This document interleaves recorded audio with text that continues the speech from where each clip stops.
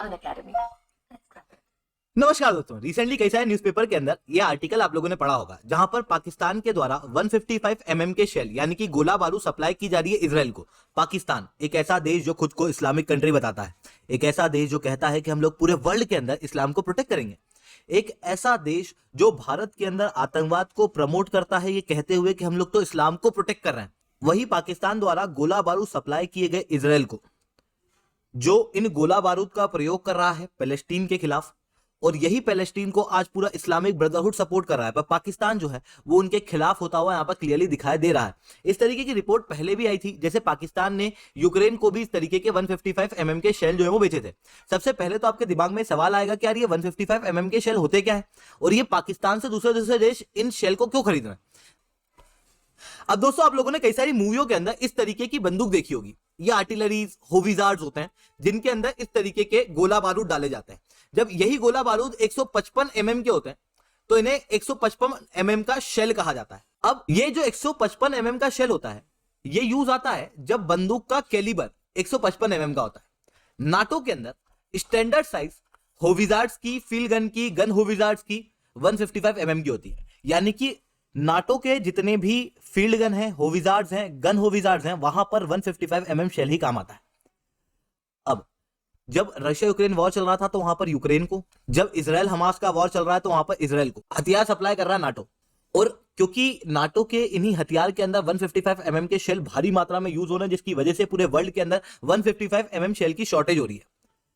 अब जब कुछ भी नहीं मिल रहा है कहीं पे तो लोग जा रहे हैं पाकिस्तान के पास में, क्योंकि पाकिस्तान भी बल्क में ये 155 के शेल बनाता है। हालांकि उनकी क्वालिटी बहुत खराब होती है। कई सारी रिपोर्ट आई है जो बताती है कि पाकिस्तान के जो शेल है वो बंदूक के अंदर ही फूट जा रहे हैं, बट उसके बावजूद भी पाकिस्तान से ये शेल लिए जा रहे हैं क्योंकि और कोई ऑप्शन नाटो देशों के पास में अवेलेबल है नहीं। और यही 155 के शेल से अभी इजराइल ने लगभग 11,000 पैलेस्टीनियन को मारा है। ये चीज हम लोगों को देखने को मिल रही है। अब आप कहोगे कि पाकिस्तान ने ऐसा ही चीज करी कैसे, मतलब किस तरीके से ये 155 के शेल जो हैं वो इजराइल तक भेजे गए। अब देखो, पाकिस्तान के अंदर एक नू कान एयरबेस है जो कि रावलपिंडी के अंदर देखने को मिलेगा। यहां पर से ब्रिटेन का बोइंग C-17A ग्लोब मास्टर 3 उड़ा और वो गया बहरीन। फिर बहरीन से यही हवाई जहाज आता है दुक्म पोर्ट के अंदर ओमान में, और फिर ओमान से वापस से फ्लाइट भरी जाती है और ये अकरोतिरी जाता है।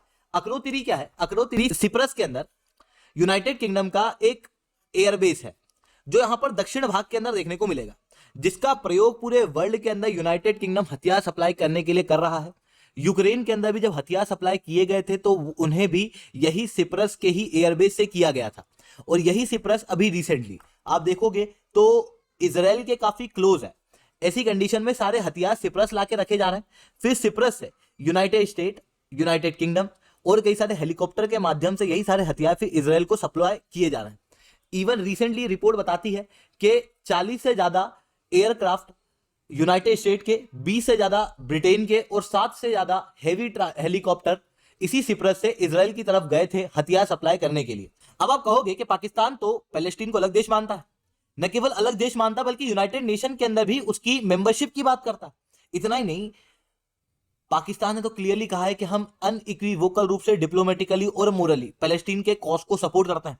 न केवल पाकिस्तान का स्टेट या वहां का एडमिनिस्ट्रेशन बल्कि पाकिस्तान की आम जनता के मन में भी काफी सद्भावना पैलेस्टीन को लेकर देखने को मिलती है, जहां पर लगातार मार्च और रैलियां लोगों के द्वारा निकाली जा रही है ताकि इजराइल और पैलेस्टीन के बीच में सीज फायर हो जाए, ताकि पैलेस्टीन के कॉज को सपोर्ट मिल सके। इवन पाकिस्तान का पासपोर्ट जो दुनिया के सबसे यूजलेस पासपोर्ट में से एक है, उस पासपोर्ट के अंदर भी लिखा है कि ये पासपोर्ट हर जगह के लिए वैलिड है एक्सेप्ट इजराइल, जो दर्शाता है कि पाकिस्तान पैलेस्टीन के कॉज को कितने बड़े पैमाने पे सपोर्ट करता है।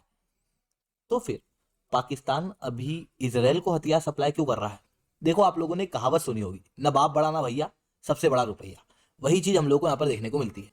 देखो, पाकिस्तान के अंदर एक नया इकोनॉमिक क्राइसिस जो है वो रिसेंटली अनफोल्ड होता हुआ दिखाई दे रहा है, जहां पर लोगों के पास में खाने के लिए, रहने के लिए, पहनने ओढ़ने के लिए पैसे नहीं है। महंगाई लगातार बढ़ रही है, रुपए की वैल्यू पाकिस्तान के अंदर लगातार डिटीरिएट कर रही है, मतलब पाकिस्तान की इकोनॉमी एकदम तहस महस हो चुकी है। ऐसी कंडीशन में पाकिस्तान को इस समय पे चाहिए पैसे, और वो पैसे पाकिस्तान को दे सकता है IMF। पर IMF में डिसीजन किस तरीके से होता है? IMF के अंदर होता है कि अलग अलग देशों को अलग अलग वोट शेयर दिया जाता है। जैसे इंडिया के पास में 2.76% का वोट शेयर है, चाइना के पास में 6.41% का वोट शेयर है, यूएस के पास में 17.45% का वोट शेयर है। और इन सारे देशों के वोट शेयर को मिला के जब वोटिंग के अंदर 85% की मेजोरिटी आ जाती है तो फिर वो डिसीजन आईएमएफ ले लेता है। अब आप ध्यान से देखना, यूएस के पास में 17.45% का वोट शेयर, 100 में से 15% कम हो जाते हैं तो वो 85 होता है। अगर यूएस ने किसी डिसीजन पे वोट नहीं दिया, ऐसी कंडीशन में कभी भी 85% की मेजोरिटी आ नहीं सकती, जिसके कारण से यूएस के पास में यहां पर इनडायरेक्टली वीटो पावर है। मतलब आईएमएफ के अंदर कोई भी डिसीजन यूएस की मर्जी के खिलाफ नहीं हो सकता। मतलब पाकिस्तान को फंडिंग, पाकिस्तान को आईएमएफ का बेल आउट यूएस की मर्जी के बिना नहीं मिल सकता।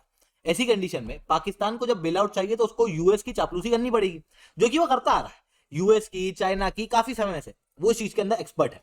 तो वही अभी पाकिस्तान करता हुआ दिखाई दे रहा है। पाकिस्तान उन देशों को हथियार सप्लाई कर रहा है जिन्हें नाटो और यूएस सपोर्ट करते हैं। तो वही चीज हम लोग को यहां पर देखने को मिल रही है, जिसके कारण से पाकिस्तान ने पूरे इस्लामिक कंट्रीज के खिलाफ जाके रिसेंटली सपोर्ट किया है इजराइल को। और पाकिस्तान अभी तक इस चीज का झूठा हवाला हमेशा देते आया है कि हम लोग इस्लाम को प्रोटेक्ट करते हैं और भारत के अंदर इस्लामिक अधिकारों का हनन होता है, जबकि ऐसा कुछ भी नहीं है। आप देखोगे इतिहास उठा के तो 1971 के अंदर बंगाली स्पीकिंग मुस्लिम के साथ में जो पाकिस्तान के अंदर हुआ, क्या वो लोग मुस्लिम नहीं थे? Obviously they are. पर उनका क्लियरली एक जीनोसाइड करने का प्रयास पाकिस्तान के द्वारा ऑपरेशन सर्चलाइट के तहत किया गया था। इतना ही नहीं, चाइना के अंदर आपने जिंगजांग टेरिटरी के अंदर उइगुर मुस्लिम के बारे में सुना होगा। चाइना क्लियरली उनके अधिकारों का हनन करता है। दुनिया भर की रिपोर्ट इसके ऊपर बात करती है, पर पाकिस्तान इसके ऊपर चाइना को कभी क्रिटिसाइज नहीं करता। पर भारत एक ऐसा देश जहां पर दुनिया के second highest number of Islamic लोग रहते हैं, अपने पूरे अधिकार के साथ रहते हैं। भारत के अंदर पुराने पूर्व प्रेसिडेंट इस्लाम के ऑलरेडी रह चुके हैं। आज भी कई सारे मंत्री, कई सारे राज्यों के अंदर गवर्नमेंट इस्लाम को सपोर्ट करती है।